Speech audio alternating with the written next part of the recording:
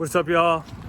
I'm back with a much requested video about the Tesla style screen, about the pros and cons, if anything's wrong in it, everything like that.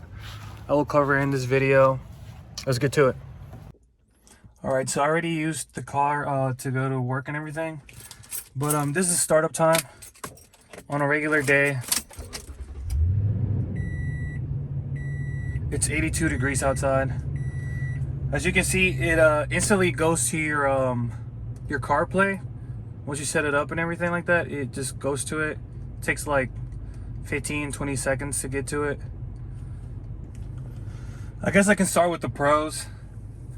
Whenever you open the door, it shows you, but it goes away in like, I think like 10-15 seconds, even if the door's still open. Like, see, my door's still open and it went away. Other pros, when it's like the regular like temperatures, like say like 60 to like 90, 95, the startup on it is usually like 5 to 10 seconds. Yeah, and as you saw in the beginning, it auto connects once you connect it to your CarPlay and everything. Also, you can get apps from the Google Play Store, and you can set like different launchers, like home screens. Like, say this is the regular one right here, the one that comes with the Tesla screen, and then you can get other ones like on the Google Play Store, which I have. Let me see. It's called Nova 7. I think that's probably one of the better ones. And also, I don't really know much about Android Play because of the fact that I do not have Android, but I would think it's the same, or with the connection you can do the USB connection to the Android CarPlay. Someone asked me in the comments for the installation about turning off the tone, the key tone. See, you can definitely turn it off. You just go to home. I was already home. You go to settings, and then you go to this is the settings. You go to sound and key tone. You can turn it on. As you can tell, it makes a sound now.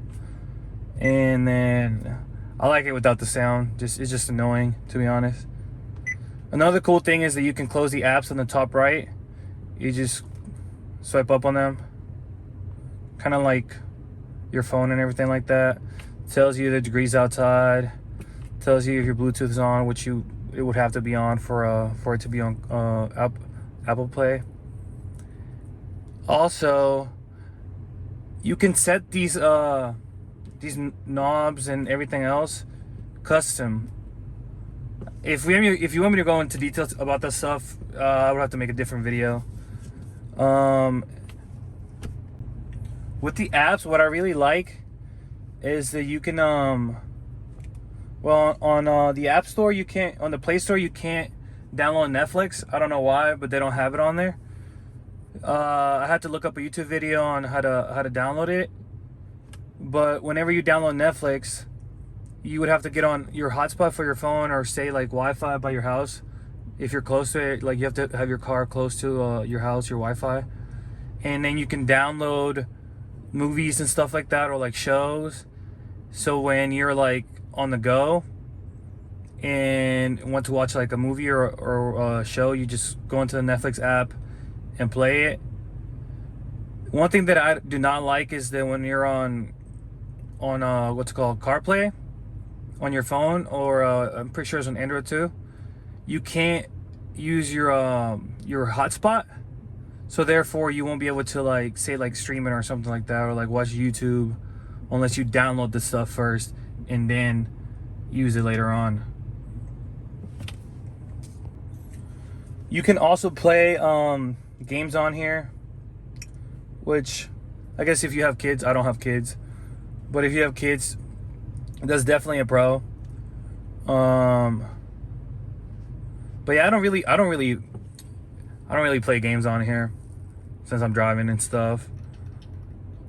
And also, I don't really get on any other home screens and stuff like that, because I 110%, being honest, I don't really get on all this other stuff. I just use my my CarPlay, and you have all the basic stuff you need. So for the navigation, I've had a lot of people ask me what I use and if the cable, I ever got the cable. I did get the cable, but I mostly use my Apple CarPlay. I use Waze, but it's simple to use the navigation, the regular one. Just go to navigation, and then I haven't even set up my default because I really don't touch this. And then you pick the one for your car. But for me, I literally just use CarPlay, use Waze. Extremely easy. You just search whatever, and it's the most simple, to be honest. If you have an Android, you might as well use your application they use on your Android. There's multiple. You can use the Apple for Apple. You can use the Apple Maps. For Android, I don't know what maps you'll have. Y'all can get Waze. I recommend Waze. Is the most simple, and it's the easiest to use. And pretty much all you're gonna use is this. You're not really gonna use all the other stuff unless you have kids and stuff, or like want to watch Netflix on the go. You have like a long drive. I don't recommend watching anything or playing any games while driving, but if you choose to, you can. So let's get to the cons. Whenever this took me so long to make, due to the fact that I wanted to experience it for 6 months, at least half a year. And here in Texas, it got cold recently, which cold for us is like anything below like 65. And below 60, whenever you start up your car, it usually takes 15 to 30 minutes for this to turn on. You can still use the AC and stuff like that, but you can't change the temperature on the AC, and like the screen is completely black. Sometimes it connects to your phone, once you have it connected to like Apple Play, it connects to your phone and you can play music through your phone, but you can't really touch anything or see anything on the screen. It takes around 15 to 30 minutes.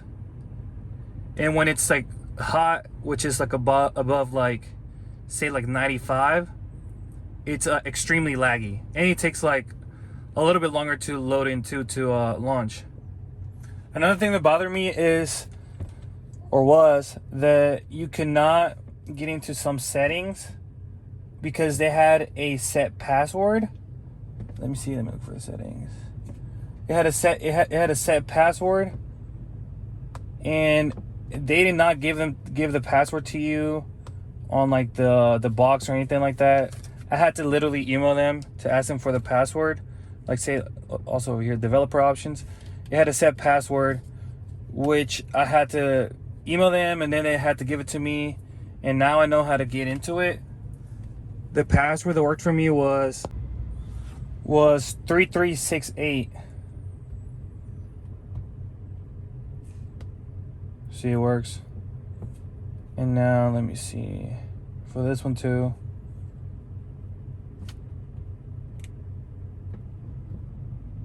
There you go.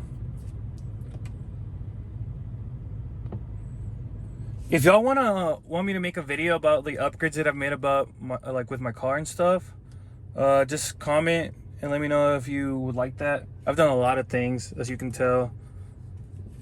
Even this is different. Another thing is this happens rarely. The screen, whenever like you get on CarPlay, it's like smaller than the actual screen. What I usually do is I just exit out, like how I told y'all how to exit out of apps. I just exit out of it, and once I go back in, it usually works perfectly like this. Somebody asked me on the on installation video, which if you haven't, you should go watch it, if the camera, the backup camera works. It does. You can go to it. What I love is that you can go to it, like say when you're even driving, You can look at this the whole time while you're driving and everything like that. And another thing that I don't like is that it's kind of hard to if you see this is the blue line that already came with my backup camera. That's the normal one. The one that comes with this is this narrow one. It's really hard to get the dimensions and all that stuff right to where like it actually correlates with how your car is moving. But I like that you can actually like adjust it, like for like the line settings. It gives you like, you can adjust it, and once you find it, it works perfectly. I really like that. Whenever you go on a reverse, it automatically switches to the camera, and once you like get out of it, it goes away. Another thing that I do not like a con is like, if you can see on the bottom right here, it has like the preset buttons which you can't change at all. That's another thing I don't like, because I do not have heated seats. I do not have cooling seats. I do not have the dual split where you're like one side is different, like the air on one side is different than the other one. And I would like it if you could be able to modify this, but at the same time, it's not really like something that extremely like bothers me. You can turn off. I mean, yeah, it's just little things, you know. Also, someone in the comments asked me if the screen rattles or anything like that. Which if you followed its steps right and did everything right, it should not. Mine doesn't rattle at all. It doesn't move or anything like that. Everything else works perfectly. Like I feel like there's like, for everything there's little things that you won't like, but overall this screen is extremely amazing. It makes the car look 10 times newer. Like people ask me like if it's like a 2020 or something like that, and like this is a 2017 Tundra.